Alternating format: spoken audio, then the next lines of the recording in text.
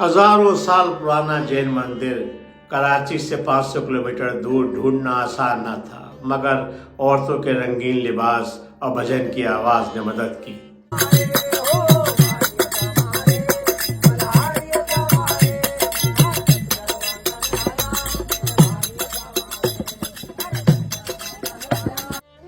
कहते हैं कि ये मंदिर 3500 साल पुराना है।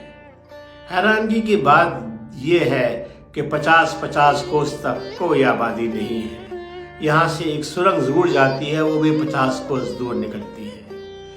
कंस्ट्रक्शन को अगर आप गौर देखें तो साफ लगता है कि ये सफ़ेद मार्बल के स्लैब को एक के ऊपर एक रख के बनाया गया है।